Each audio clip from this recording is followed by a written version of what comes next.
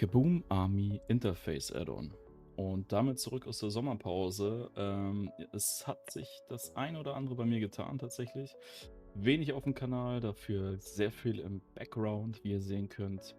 Cam und Mikrofon sind am Start jetzt. Die ganze Interaktionsgeschichte ist ein bisschen einfacher für mich und für euch auch. Und ja, warum ist die letzten Wochen und Tage auf meinem Kanal nicht so viel passiert? Liegt einfach daran, dass ich mir das Thema Interface und Add-on mal ein bisschen zur Brust genommen habe. Ich habe sehr viele Fragen und, sehr viel Feedback von euch erhalten bezüglich meines Interfaces und ja, ich konnte euch da ein bisschen wenig helfen für meine Verhältnisse. Der eine oder andere hat ein paar Import-Strings bekommen für Profile, aber das war alles nicht so die optimale Lösung. Ich habe gedacht, wenn's, so nicht gibt, dann mache ich es halt selber. Ich habe mir die letzten Wochen mal ein bisschen das Coding angeguckt, wie sowas aufgesetzt wird, wie das aussehen könnte, habe da 'n bisschen mit rumgespielt und ja, das Ganze hat wirklich viel, viel Zeit gefressen. Nichtsdestotrotz kann ich euch heute mal eine Light-Version präsentieren. Geplant war das eigentlich von mir, dass ich das über CurseForge als Download bereitstelle. Das hat mit den Profilen jetzt noch nicht so geklappt, wie ich mir das vorgestellt habe. Deswegen müssen wir auf ein paar kleine Tricks zurückgreifen. Ja, wenn ihr euch jetzt fragt, warum ich das Ganze auf Deutsch mache, ja, mein Englisch ist nicht so flüssig, dass ich euch das auch auf Englisch so im Detail erklären kann. Seht mir da ein bisschen nach.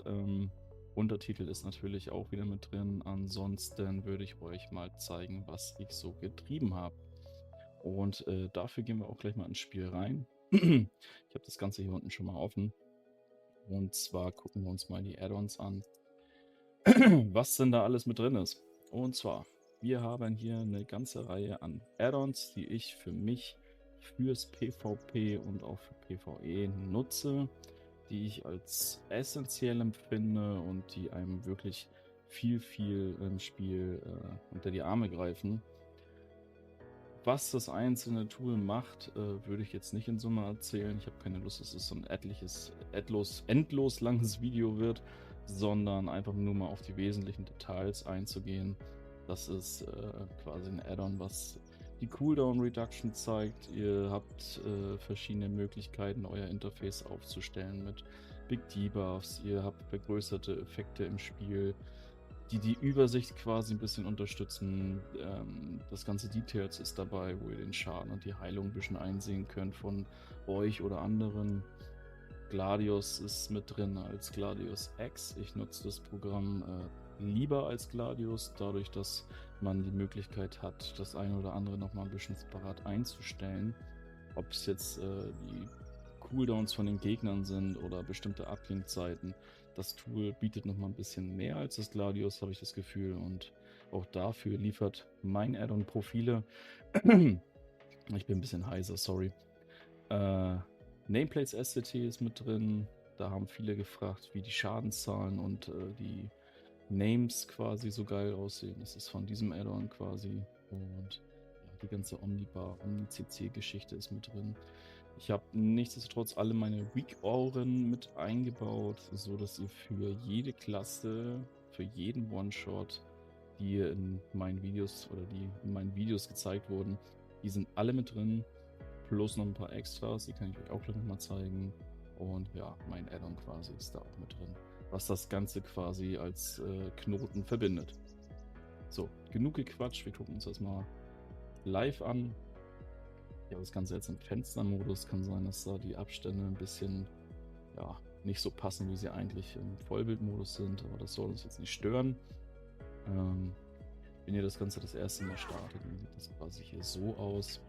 Und mein Add-on geht automatisch auf. Das ist hier auch noch mal auf der Minimap. Ich habe das eben schon einmal getestet, deswegen geht es hier automatisch auf. Es soll nämlich nicht die ganze Zeit aufpoppen. Es soll nur einmal aufpoppen, wenn ihr euch quasi mit eurem Char frisch einloggt. So, wenn wir das jetzt gemacht haben, sieht das Ganze natürlich so aus. Das ist die Benutzeroberfläche. Ihr habt hier die Möglichkeiten, verschiedene Profile zu setzen für die verschiedenen Add-ons. Ähm, ja, ich lasse jetzt mal alle angehakt und zeige euch, was passiert, wenn ich das Ganze komplett installiere. Ihr seht, es hat sich jetzt schon was geändert. Und zwar die Bars haben sich geändert, das Details ist angepasst und im Hintergrund sind noch ein paar Einstellungen, die dasselbe betreffen. Und Gladius X hat sich auch geändert. Das sind alles die voreingestellten Werte quasi, die ich auch im Spiel jetzt nutze. Ihr müsst dann einmal einen Reload machen, damit das Ganze nochmal übernommen wird und eingeschrieben wird. Und dann ist das Add-on quasi schon aufgesetzt. Was jetzt noch nicht so passt, sind quasi die von Blizzard standardmäßigen Layouts. Da ist es ein bisschen tricky, da Blizzard das auf dem Server speichert und nicht in irgendwelchen Dateien. Habe ich trotzdem eine Lösung gefunden. Liefert auf mein Add-on. Und zwar habt ihr hier einen Reiter HUD Layout. Wenn ihr den mal drückt, dann seht ihr hier unten schon eine Nachricht. Erstmal müsst ihr auswählen, welchen Modus ihr spielt, welche Auflösung euer Monitor hat. Das Ganze ist mit bisschen mit Abständen und so weiter hat das zu tun. Ich spiele in 2560 x 4040. Habt das jetzt ausgewählt und der schmeißt euch einen String raus. Ihr klickt auf Select All, damit wird das Ganze markiert. Ihr macht einmal Steuerung C, dann habt ihr das Ganze kopiert und dann könnt ihr es eigentlich auch schon wieder schließen. Wir gehen dann einmal in den Bearbeitungsmodus und da habt ihr den Reiter Importieren.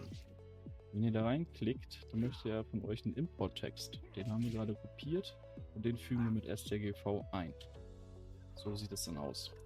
Dann müsst ihr dem Ganzen noch einen Namen geben. Ich schreibe jetzt mal Test rein und klickt auf Importieren und schwupps, wurde alles angepasst. Das Ganze sieht jetzt natürlich ein bisschen mit Abständen aus. Das liegt am Fenstermodus. Bei euch ist das alles im perfekten Modus. Nichtsdestotrotz könnt ihr das alles noch variieren, hin und her schieben, wie ihr das wollt. Es ist nicht in Stein gemeißelt. Und ja, dann ist das quasi auch gesetzt.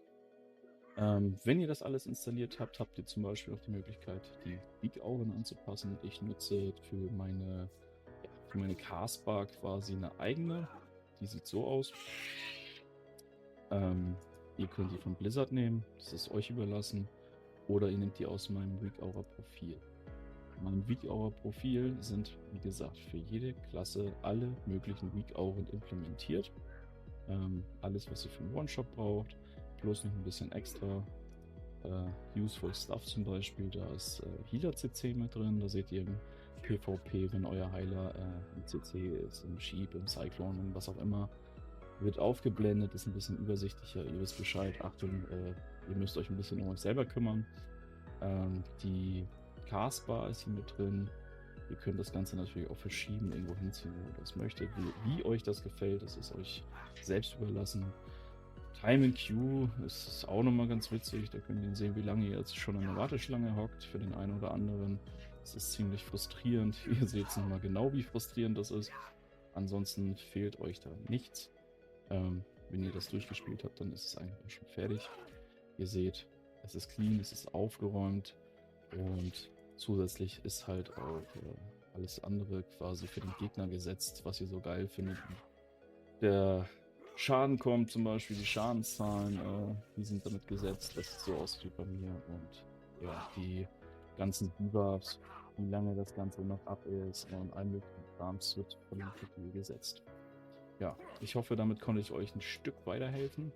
Das Ganze funktioniert auch für eure Twinks. Also wenn ihr das Profil nutzt, es selbstständig bearbeitet, wie ihr euch das quasi zurechtbiegt, dann ist es auch jedes Mal gespeichert. Das heißt, ihr loggt euch mit eurem Twink ein, installiert es nochmal und es ist so, wie ihr das haben wollt. Das ist sehr nützlich, wenn ihr jetzt auf mehreren Charts unterwegs seid oder ihr möchtet auf dem PTR was testen, da funktioniert das Ganze auch. Ja, damit ist mir auf jeden Fall geholfen und ich hoffe erst recht euch. Das Ganze ist natürlich völlig kostenlos. Nichtsdestotrotz möchte ich mal sagen, dass ich einen Donation-Button habe. Wer das eine oder andere da mal lassen möchte, um mir einen Kaffee zu spendieren oder was auch immer, kann das gerne tun. Ansonsten freue ich mich natürlich über einen Daumen nach oben, wenn ihr euch das Video angeguckt habt bis zum Schluss. Das wird mich noch mehr freuen. Ansonsten auf Twitch followen. Da bin ich auch jetzt regelmäßig live. Ansonsten ja, würde ich jetzt mal zu dem Punkt springen, wo wir das Ganze einmal installieren. Wie gesagt, das muss nochmal händisch passieren, weil das über CurseForge ja in Planung ist. Es dauert ein bisschen was, seht mir da ein bisschen nach. Ja, ich würde das Ganze einmal schließen. Ihr müsst WoW auch ja, geschlossen haben, wenn ihr das Ganze installiert. Und wenn ihr quasi das Add-on Bundle von mir genommen habt, Dann habt ihr 3 Ordner da drin. Das eine ist ein ZIP-File, Save Variables, mein Gott. Das andere ist Kaboom Army Interface Add-on Pack oder wie auch immer. Kaboom Army Add-on Pack. Da sind die ganzen Add-ons drin. Wenn ich das öffne, sieht das wie folgt aus. Da sind die Add-ons. Da sind die Save-Files. Ich habe das Ganze schon mal entpackt auf den Desktop gepackt. Ein README-File ist dabei, auf Englisch und auf Deutsch, wie ihr das in der Ordnerstruktur anzulegen habt. Ich empfehle euch dringend, vorher einmal ein Backup zu machen von den jeweiligen Ordnern. Das geht ganz schnell und ist aber sau wichtig, falls es nicht so hinhaut, wie ihr euch das vorgestellt habt. Falls ihr wieder zurück zu euren Einstellungen wollt, habt ihr immer wieder ein Backup. Ja, ich zeige euch mal, wie das geht. Und zwar, ihr geht rein in eure Ordnerstruktur, ja, bei mir ist das auf E, Games, World of Warcraft, Retail, und da habt ihr einen Ordner, der heißt WTF. Diesen WTF-Ordner, den packt ihr euch mal auf den Desktop. Das ist euer erster Backup. Und dann habt ihr noch den Ordner Interface. Den packt ihr euch auch auf den Desktop. Das ist euer zweites Backup-File. So, die beiden Ordner. Da gehen wir jetzt mal rein. Account. Euren Account. Saved Variables. Und nehmt die Saved Variables, die ich habe. Markiert den ganzen Bums und schiebt den da rein. Ich habe das jetzt schon gemacht. Deswegen macht es keinen Sinn. Ihr überschreibt das Ganze einmal und dann habt ihr schon mal die Save Variables drin. Das nächste ist Interface Add-ons. Da habt ihr alle Add-ons, die ihr euch im Spiel gezogen habt, die ihr nutzt. Ihr könnt eins machen, ihr geht da rein. Ihr seht die Add-ons, die ich mitbringe. Das sind natürlich nicht meine, aber meins ist da mit drin und die relevanten. Ihr nehmt die alle und schiebt sie da rein. Ja, und das war's. Und dann seid ihr fertig. Dann startet ihr WoW und dann macht ihr das, was ich euch eben erzählt habe. Und schwupps, habt ihr mein Interface. Jetzt sind wir zum Ende gekommen. Ich hoffe, das war informativ, kurz, nicht zu lang. Und ja, ich würde mich freuen, wenn ihr dafür einen Daumen nach oben schmeißt. Ich zeige euch jetzt nochmal am Ende einen kurzen Einblick auf das nächste Video. Ich hoffe, das feiert ihr dann auch so wie ich. Macht ultra Spaß aktuell. Es wird auf jeden Fall wieder ein PvP-Video mit One-Shot-Potenzial, wenn nicht sogar mit sehr viel Schaden. Es wird nämlich ein Demon Hunter Video werden und da habe ich ein Bild gemacht, die wirklich alles zerstört. Also seid gespannt und ja, schaltet beim nächsten Video auf jeden Fall wieder ein. Bis dann erstmal, hat mich gefreut. Ciao, ich bin raus.